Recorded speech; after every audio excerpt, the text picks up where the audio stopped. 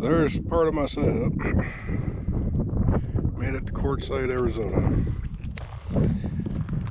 Oddly enough, me being a newbie, was having a hard time finding some BLM land to come camp on. So I tried a couple of websites and they're no doubt handling a load larger than they expected, so I think they kind of crashed. But I just did a little looking around, found a little trail off to the side that had some kind of weird sign on it, and lo and behold, probably about a mile into it.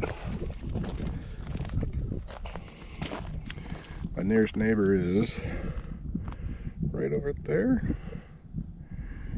I'd say probably just a little over a quarter mile away. Had to be very gingerly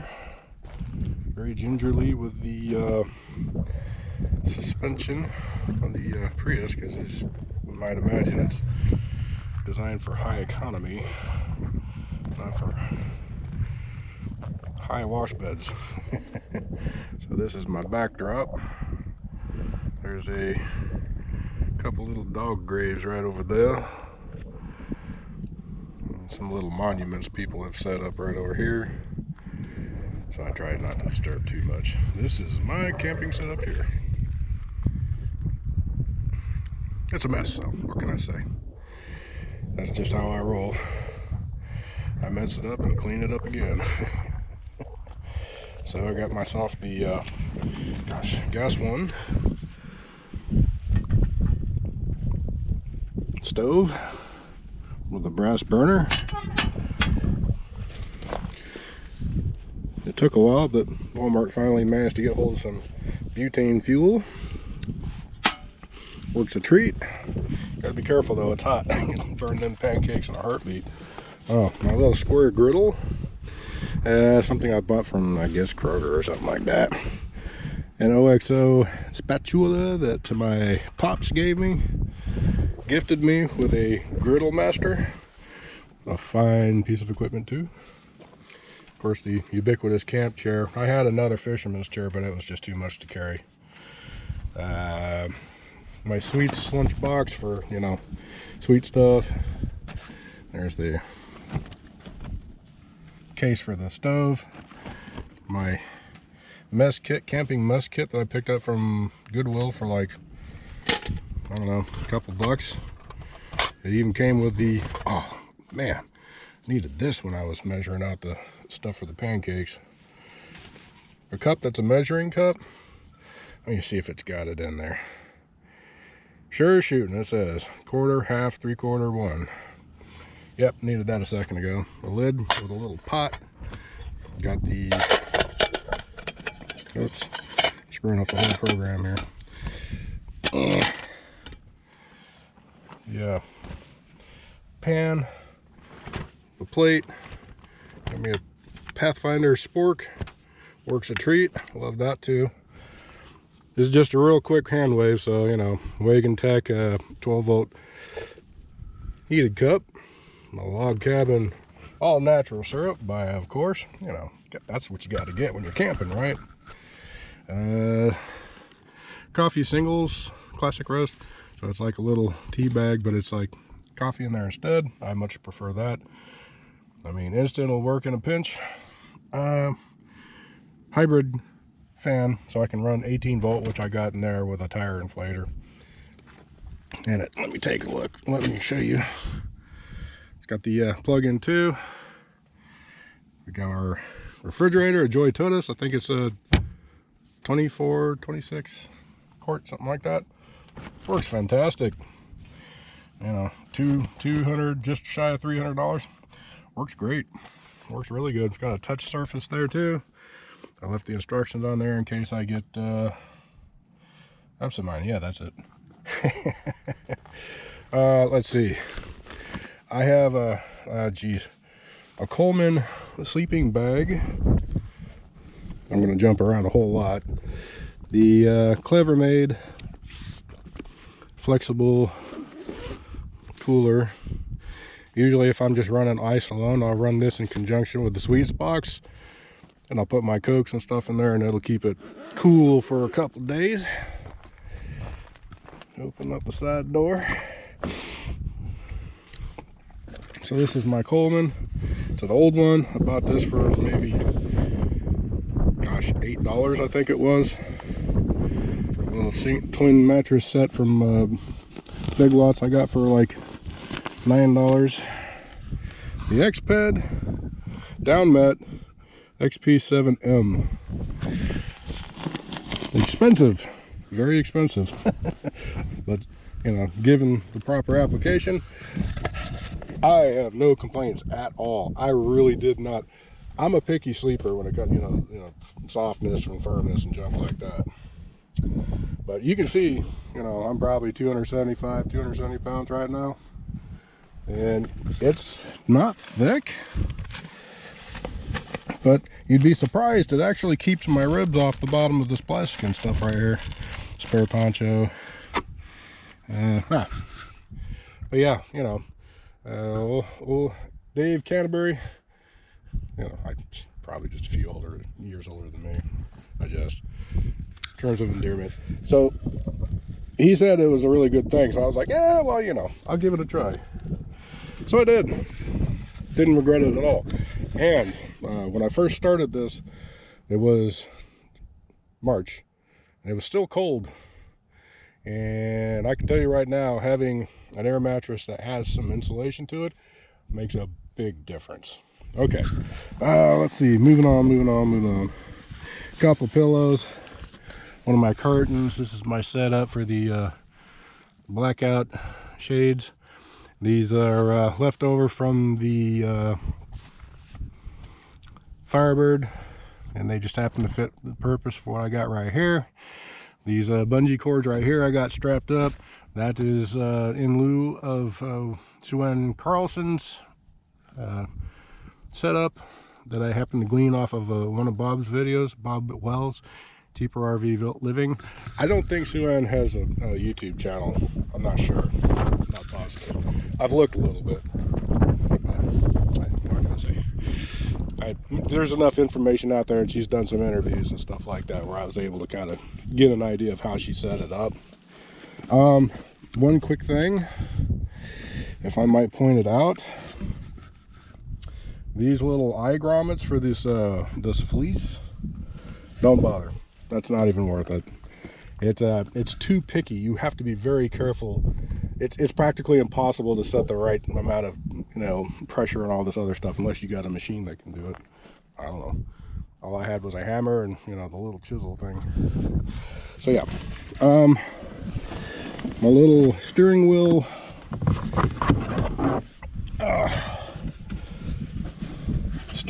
desk that I ordered off of Amazon. It was too small for the Pontiac, and I was real close to throwing it away. I was like, nah, maybe I can use it for something. Most indeed I can. I actually use this for the computer, or for propping up my little TV dinners on it. No, it doesn't work on the Prius either. But I found, you know, this is one of the things that I kind of learned, you know, from being an electrician and watching, you know, some of the Pathfinder videos and stuff like that, is to kind of think outside the box and see if you can figure out ways to use something. Well, I did figure out, you know, I don't know what possessed me to bring it, but I brought it. And it actually worked out well. Let me see if I can set you up here in some form or fashion without the great tipping over. And by the way, they got some big crows out here in the desert. Who knew? Okay, so what you do, I don't know, you can't probably see that.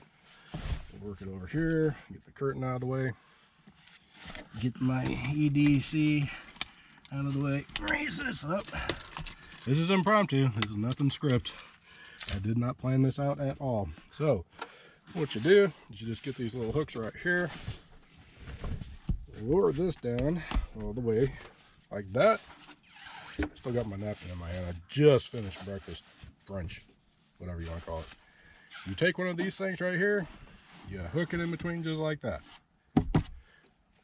Set your laptop right there, no problem. I mean, you got to kind of tighten it up once in a while, but yeah, you know, it works for me. And kind of keep your seat tilted forward so it kind of stays level. Works a treat. All right, moving on. My clothes, so I put t-shirts and jeans in there, socks and underwear in here. This is my shower bag, and yeah, spray bottle with vinegar, dude wipes.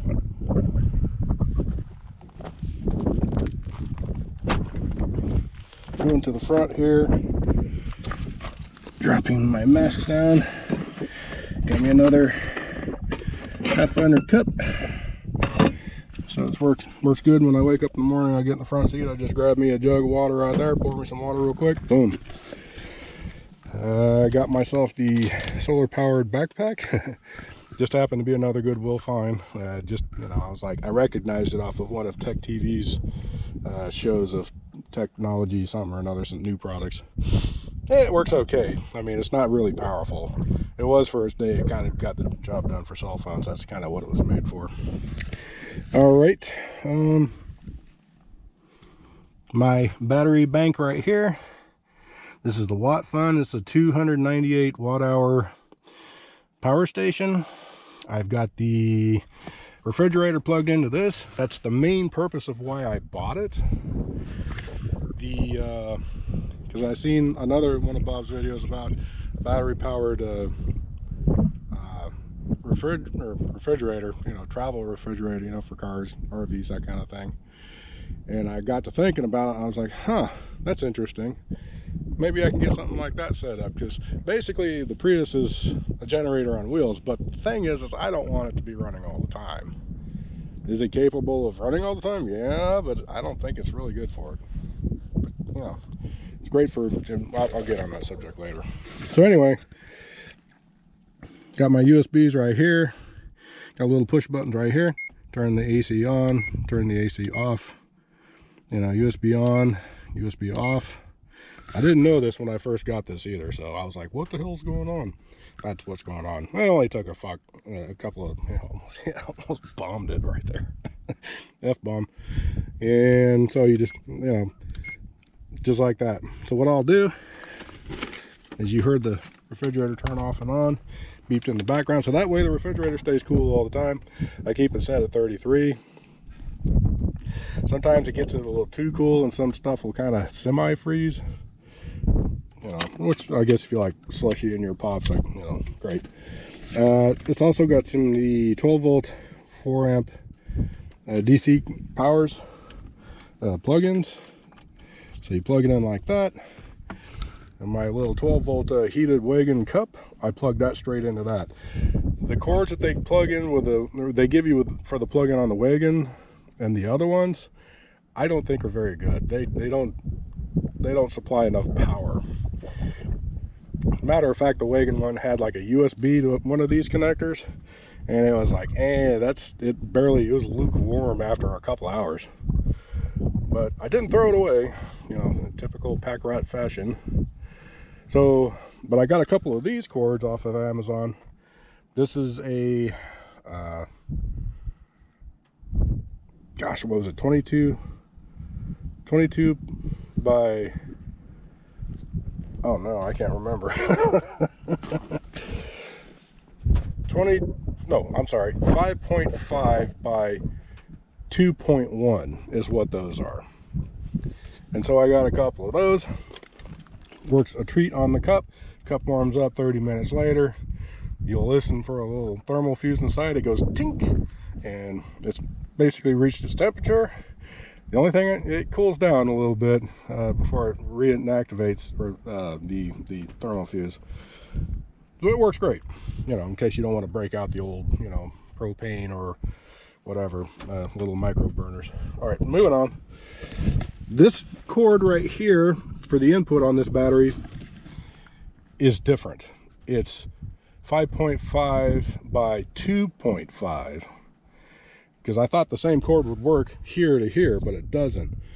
So I've got a little converter right here. I mean, it comes with the one that you can plug into the outlet, but it was too short. I got a longer one, and that's when I figured out things didn't quite jive right. Or no, it was before that. But I still got some adapters, 90-degree adapters, So that way it's not just sticking way out here and you can just snap that thing off real easy. The 12 volt, you know, this obviously more sturdy, this plug-in right here. This one right here, I wanted a 90-degree angle so I don't accidentally snap anything off. The USBs, well, you know, got to be kind of careful with that. All right, let's see. Moving on. Got myself a Lucy light. This is the, oh my gosh, this is going to be a long video. This one has the 4,000 amp or 4,000 milliamp hour battery in there. You can charge it up via the USB, and of course it gives you the battery charge status. It has the solar panel on there. You blow it up, it's got 3 different levels of brightness, which I like better than the original, because the original is a little too bright. It casts a little too much light if you're trying to stealth camp. This one has a warm white light, which is more pleasant. It's easier on the eyes, more cozy feeling, and it actually in certain ways lasts longer too. The other one, if you run out of battery, you have to wait for that thing to solar charge all the way back up, which is this one. Okay, so I got that one as a backup. The ubiquitous, those shades right there that work for the 95 Pontiac Firebird happen to work exactly perfectly for this one too. Let's see, I'm trying to cover a lot real quick. So this is the original cord to the solar panel. It was a 12/7 solar panel, so it was like maybe 6 feet. That's not enough. So I got another one. This is supposed to be for LED power. It has a 16 gauge American wire gauge wires in there, as well as this one does. This one has thicker insulation, so I use this one for, you know, closing in the door. You can see it's not killing it too bad. Of course, you know, I try to be a little more careful than I just was. That's probably you want to lay it flat, depending on your car. You got like an old 73 Maverick, I wouldn't do that. I checked it first before I did all that.